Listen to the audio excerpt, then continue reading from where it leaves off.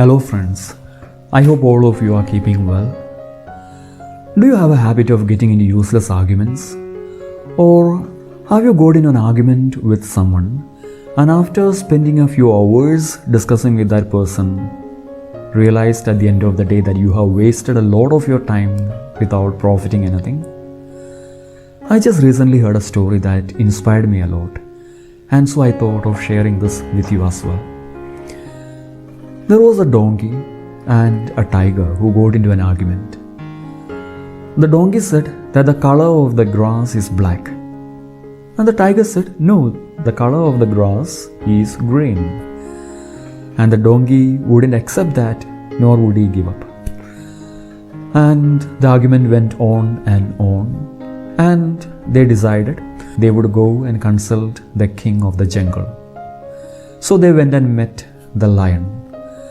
The lion, after hearing the whole story, looked at the tiger and said, Mr. Tiger, you are wrong. And since you made this mistake, you shall be imprisoned for 2 months. And the tiger was shocked.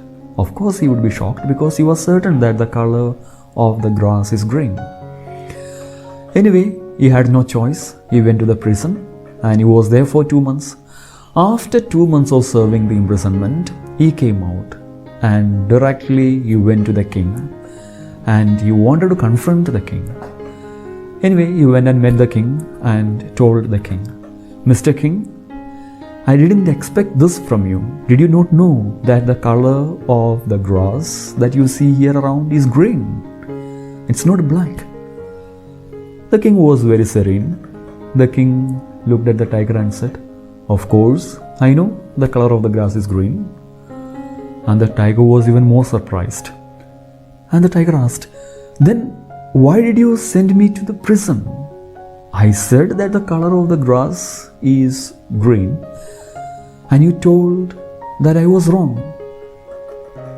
The king looked at the tiger and said, no, Mr. Tiger, I did not send you to the prison for saying that the color of the grass is green.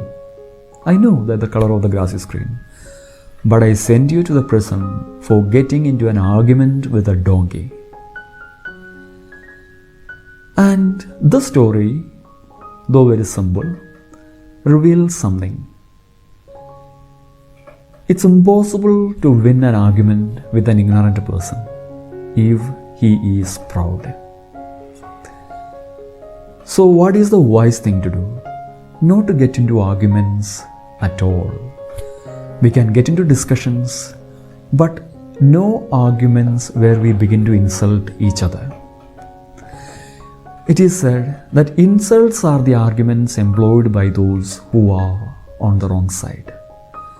When a person is certain that he or she is wrong, he or she will begin to insult the other person.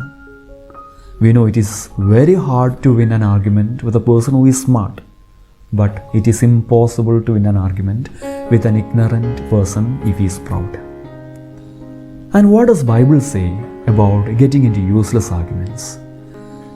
Second letter of St. Paul to Timothy, chapter 2, verse 16, we read, avoid pointless discussions, for people become more and more ungodly by doing this.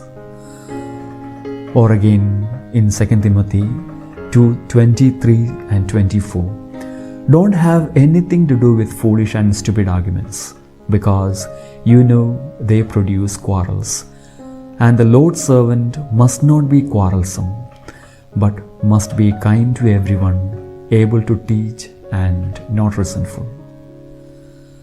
So, my dear friends, let us make sure that we don't get into pointless, useless arguments. We can get into discussions if we know that discussion is going to be beneficial, if we are going to learn more, if we know that the other person is also open to a discussion where both can learn. But if we are certain that the other person is not open to a discussion and wants only prove his point, even if it is wrong, it's only a waste of time getting into that kind of an argument. At the same time, we should also make sure that we on our side should not make an argument where we are not willing to listen to the other person. Because when we get into an argument and when we are not willing to give up, or when the other person is not willing to give up, what is happening? We argue only to feed our ego, not for learning anything more. So if we are certain that our argument is only to feed our ego because we don't want to give up, then we are actually wasting our time. So dear friends, let us remember this story and let us not be like the tiger. And also let us make sure that we shall not be like the donkey who is, though ignorant, not willing to understand or learn.